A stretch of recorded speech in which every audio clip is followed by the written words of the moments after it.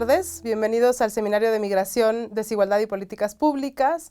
El día de hoy nos encontramos con la profesora Mae Ngai de la Universidad Columbia, del Departamento de Historia, y es un gusto estar con ella hoy aquí en el Colegio de México porque va a tener una presentación justamente hoy para discutir un poco sobre la historia de lo que llamaría la historia de la inmigración en Estados Unidos. La plática se titula Immigrants in American History, Understanding the Past, Imagining the Future.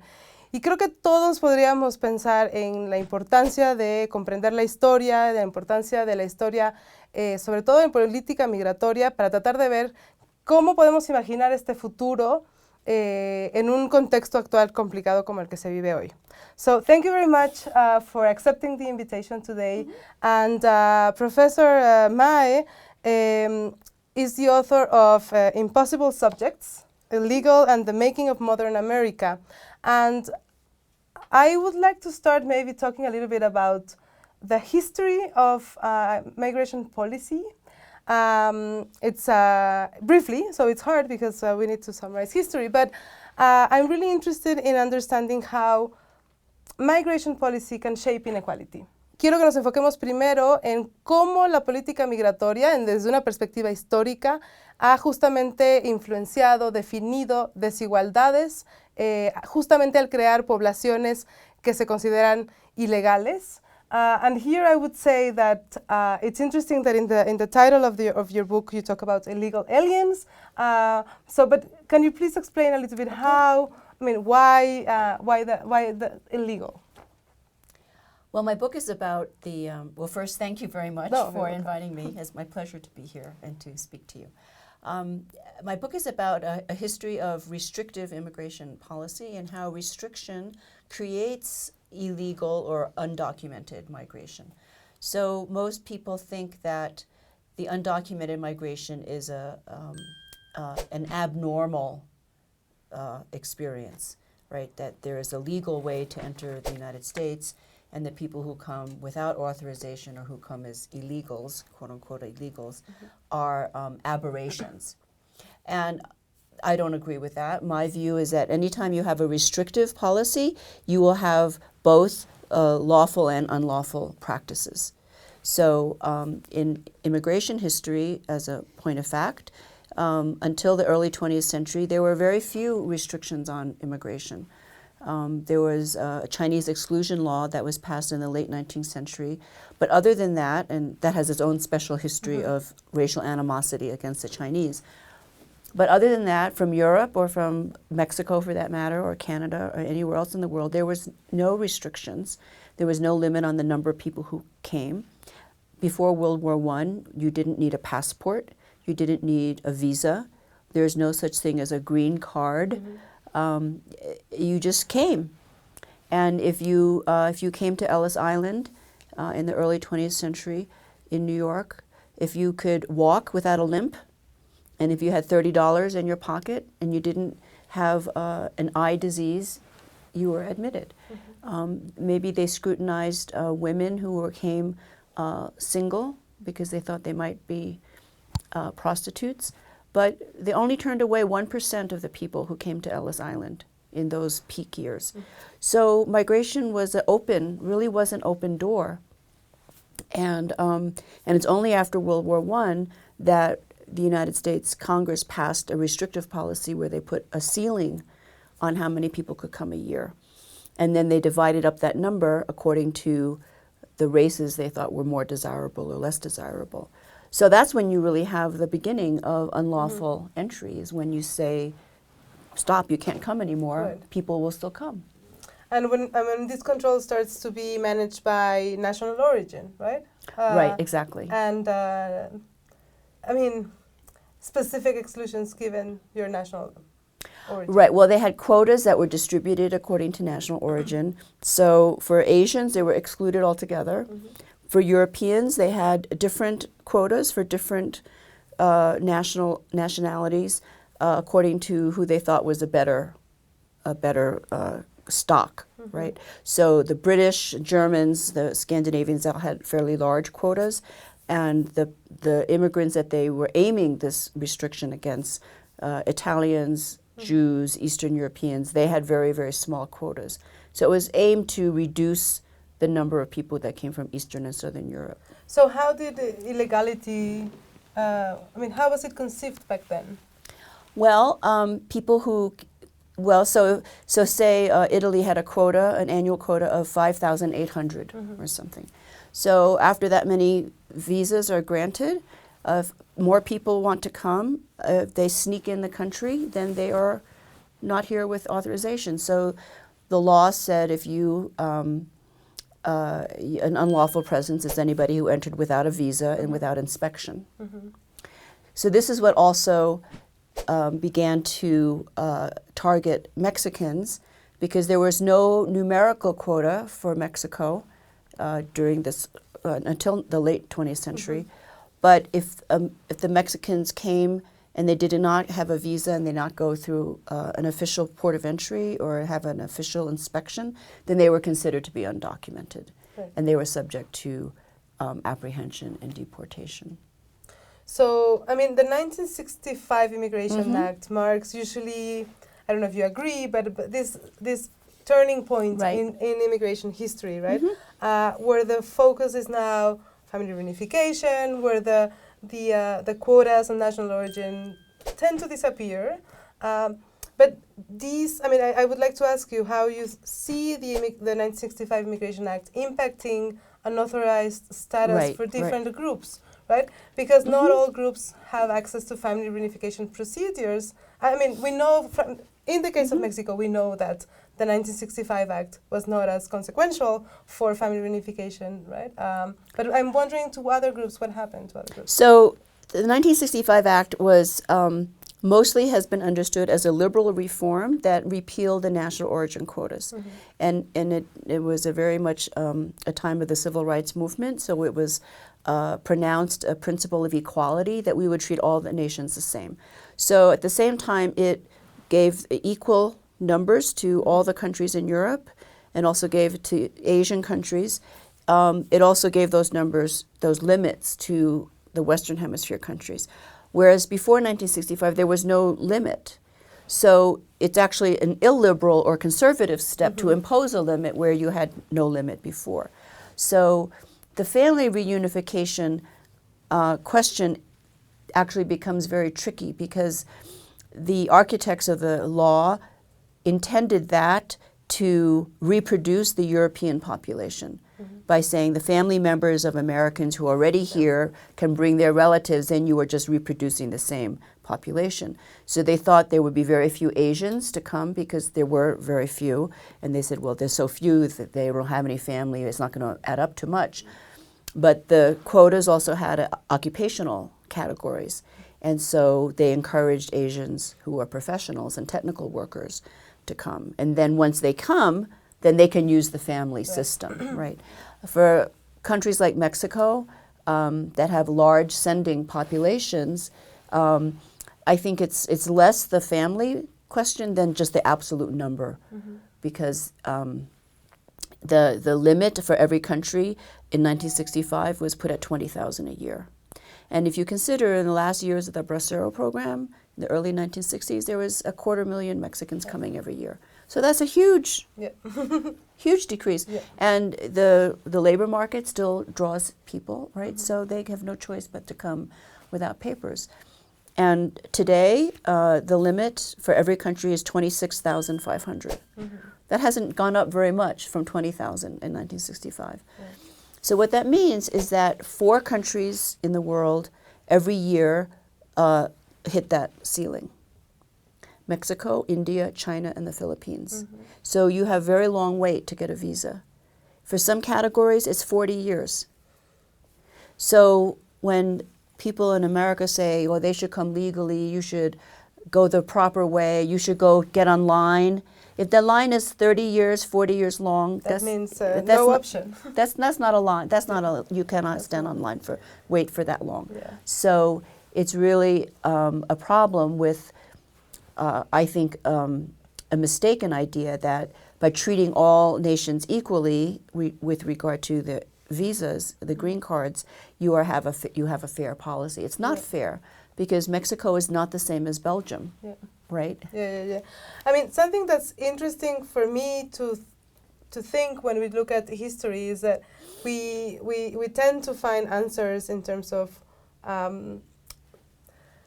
the reasons that put us in today, right? I mean, without this, sometimes when we focus too much on ourselves and recent years, we lose the big picture. And so I think what's interesting from your book is that you highlight that the unauthorized status of the immigrant population is not a Mexican issue. It's not a Mexican problem. Right, not and solely, it's right? Not solely. It's not Right. a new phenomenon. Right. Definitely not new.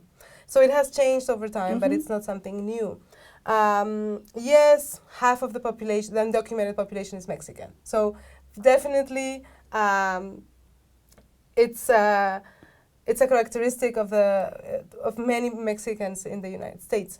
But can you talk a little bit about how this population over time grew up to have the 11.8 million undocumented today? Well, yes. Because, I mean, and maybe an interesting thing would be to see to what extent changes in policy, so we have the 1965 Act or the 1986 Immigration Reform and Control Act, or to what extent these policies actually have influenced the growth of the unauthorized population, but also specifically trying to think how these policies create inequality. They create different populations, different groups over time. That's a really great question. How do we get to the 11 million? Yes. Actually, the highest it got was 12 million. Yes. But after the economic crash in 2008, a million left. Yeah.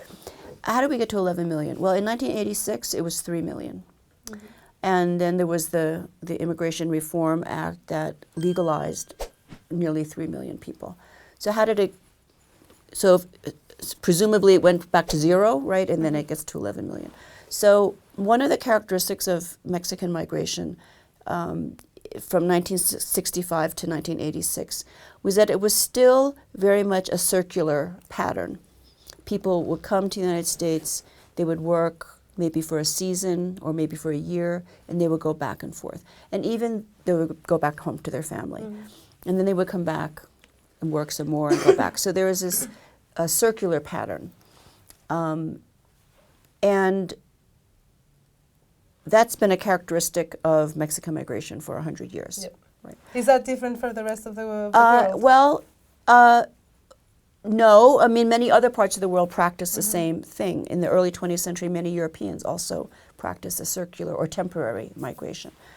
And what happened after, after 1965, when there was more enforcement at the border, but it was still not that risky to go back and forth. So people did this. And then after 1986, the policy that Congress set was that on the one hand they would legalize the undocumented, and on the other hand they would raise the enforcement controls. And so the border became more and more militarized, and especially in the 1990s, it became extremely difficult to cross. And then you had people dying in the desert, trying to look for other places. So it became much more of a risk to go back to Mexico if you thought it was going to be that much harder to get back in. So people would come and they would just stay. So in some ways, the raising of the border has had an unintended and opposite effect than what was desired. Because the desire was to keep people out, but actually the result was that it kept people in. Yeah. And I mean, in Mexico, we know that, right? Because we focused a lot on Mexico, US. But I'm really interested in you talking a little bit more about the other groups. Because I think also moving a little bit away, at least for us in Mexico, it's interesting to understand how the migration phenomena compares to other contexts, because it's something that we don't usually have here. We're sometimes very focused on our own perspective. One of the reasons why undocumented Mexicans could still practice circular migration is because there's a land border. Many other nationalities who come to the United States and become undocumented are people who came from either Europe or Asia on visas, on business visa or tourist visa, and they overstay their visa. So it's harder for them to go back and forth. So they just get stuck here. They just get stuck here. And there's a fairly large number of people in the South Asian community, in the Chinese community, Korean community, Filipinos, people from the Middle East. You know, I had a student who's undocumented who came from the Middle East. I never asked him his personal story, but he came from a Middle Eastern country, and he came as a little kid. And he said his first memory of the United States was LAX airport. So people come from all over the world, and unlike Mexicans who theoretically could go back and forth across the land border for everybody else, if you leave, you cannot really come back in. So, I mean, because you still do not see the kind of vulnerabilities that the Mexican population have in other communities, right? So I'm just like thinking in inequality. Is it because some of them actually manage to have a legal status, and this legalization is faster than for the Mexicans? No. Or is it because somehow there are other protective factors? Well, I think in the Mexican case, it's a large population, and it's a relatively large proportion of people who are undocumented. Yeah. It's not the majority. The majority of half of Mexicans are U.S. citizens.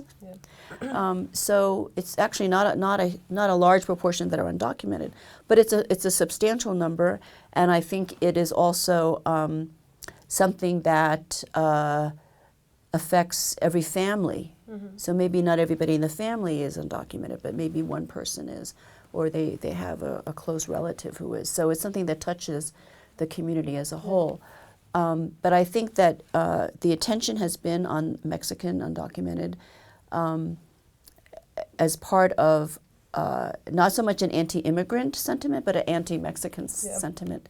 And I think it is easier for people to oppose a group because of their race by saying it's not about their race, it's about their legal status. Yeah. So they say, oh no, we're not racist, we're just against people breaking the law. Okay. But they don't jump up and down about the Polish or the Irish or even the Chinese who are undocumented. So I think a lot of this is really driven by a racist reaction to the increasing size of the Mexican population and increasing political influence, right? Because they're not all undocumented. They actually, a lot of people vote. Yeah. They're naturalized citizens. They're born as citizens in the United States, and they're voters. So I think this is what is really got the conservatives and racist elements kind of in a panic, because they see the growth of the population. But it does create this very deep inequality, because for people who are undocumented, they are stuck in certain sectors of the economy where the wages are very low, and it's very hard for them to get a different job or to get a better job. So, and their children possibly could do better, but for these poor communities in cities where the public schools are very poor, there's a real problem with even the second generation of Mexican Americans being able to get through high school and go to college. You know, Mexican Americans have a very low rate of high school graduation and college attendance. And this is not anything because of culture or race or anything. It's about the it's about the school system. Yeah. So, I mean, you're a historian, and you're going to talk today about the past, but also the future, right? So the title of the talk says Imagining the Future. I'm really curious what this future looks like. Well, we don't really know what the future will look like. Right now, we have an administration that is extremely hostile to immigrants and to Mexicans in particular, but it's hostile towards all immigrants and refugees, and has announced a very extreme measures against immigrants and for deportation. And I think the population, the American population, is very divided. There are definitely a large number of people who agree with Trump and who want to see the immigrants kicked out. They think the immigrants are to blame for their own economic problems, which is not true. But there are also many Americans who are sympathetic to immigrants and who have expressed their solidarity. And there's a big movement to declare cities and towns sanctuaries. And this is both a very legal measure where cities are saying their local police will not cooperate with federal immigration enforcement. And they are not required to. In our system, a federalist system, immigration is regulated by the federal government. It is not the job of local police to enforce federal laws. It's not their job, and they cannot be forced to do it. But Trump is trying to coerce the cities into do it by threatening to take away their funding and things like that. So, and actually they could not really apprehend large numbers of immigrants in the big cities if they did not have cooperation from the police. So it makes a big difference if the police are not going to do the work of the immigration agents. So there is also a lot of solidarity, and a lot of people know immigrants, right? They're all, it's, you know, they live in every community in the United States. So I don't know what's going to happen. Okay. Before finishing, I would like to ask you really briefly to talk about your new project on Chinese immigrants in 3 different contexts. Right. And I'm really interested in knowing that because here in the seminar we're interested, as I said, in comparative perspective. So you are studying Chinese in Australia, in the United States, and in South Africa? Right, that's right. So very 3 different contexts. They're all British former colonies.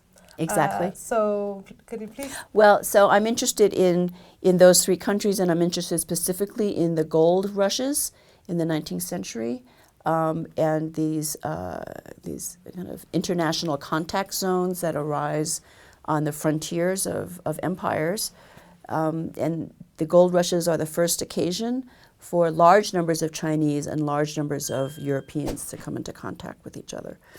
So it gives rise to a kind of racial politics around the world.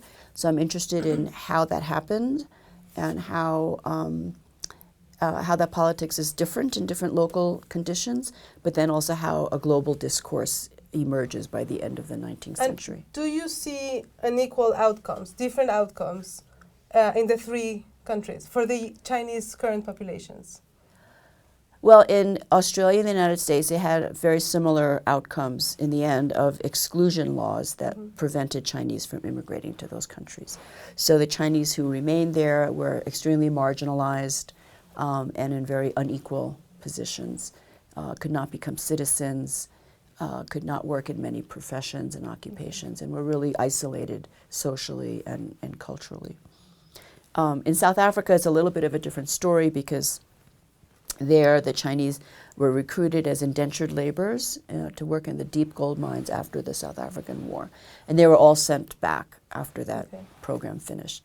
So they don't have a legacy there. But they were attempting to use the Chinese as a very cheap labor source when they could not get adequate numbers of black Africans to work. So it was kind of an idea to use the Chinese as a replacement, a temporary replacement for Africans. Well, we're looking forward to reading that book. I think it's interesting just to see how different contexts of reception, how different policies in different places actually end up delineating different unequal and different groups, migrant groups. So we're looking forward for that book. Thank you. Okay.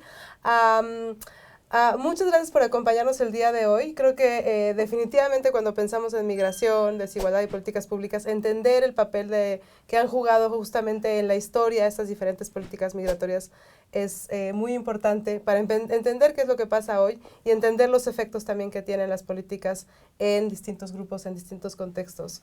Así que muchas gracias por estar aquí. Thank you very much for joining us. Thank you for having me. And hopefully not the last time.